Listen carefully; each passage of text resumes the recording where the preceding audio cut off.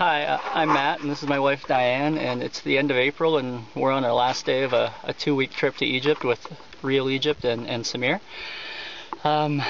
We booked our trip long before the revolution started, and then once that happened, we were a little nervous about coming, and the Canadian government did have advisories, but we, after talking with Samir, he encouraged us to still come to Egypt and assured us everything was safe, and we've been here 2 weeks, and he's been absolutely right. Everything has been, we've never felt like we were in danger at all once. The entire country, nobody has been anything but extremely friendly. The people are fantastic.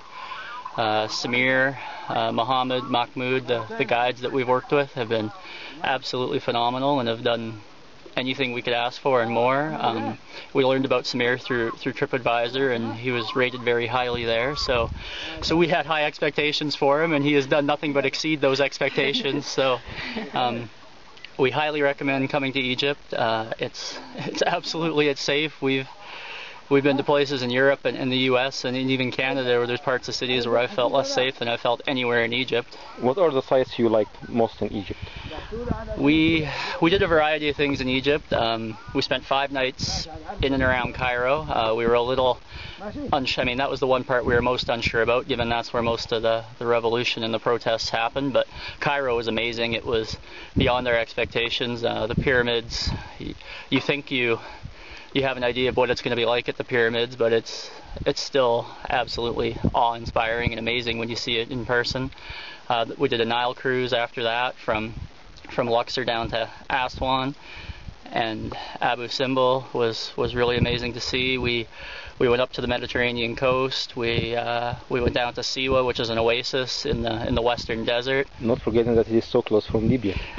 Siwa, as Samir keeps reminding us, is about 30 kilometers from the Libyan border, but even that has not been a problem. We're in the middle of the desert right now. We may or may not be closer than that to the Libyan border. Samir won't say. One of the great things we did in the desert today, we just did a 1-day desert safari, and we're camping tonight, but a very unique experience was sandboarding in the desert, down a hill about as steep as this one here. And sandboarding is really just a snowboard without the bindings of the boots. So what do you think about the sites we recommended for you, the hotels and the stays? Another good point. We stayed at a few traditionally Western hotels, but Samir also really encouraged us to experience a little more authentic Egypt, and we took his recommendation, and it was great. We stayed at, I guess, what we'd call a bed and breakfast in Luxor that was just a house where they rented out a couple of rooms, and that was a great experience right within the village. And then one night in Cairo, we stayed right inside the medieval city, and that was at Riyadh, which is a great hotel, and the location was fantastic. It was a really neat experience to see that traditional side of Cairo culture. One last question. Why you have lots of sand on your face? We have lots. We are covered in sand. We're not good sandboarders. We are covered in sand. No. We're covered in sand because sandboarding is a lot harder than it looks. And coming from Canada, you don't have enough experience of sandboarding? No. We ski, not snowboard, but this was different. So whole new respect for. Who's the winner into the competition? Me. Diane won. Sure about that?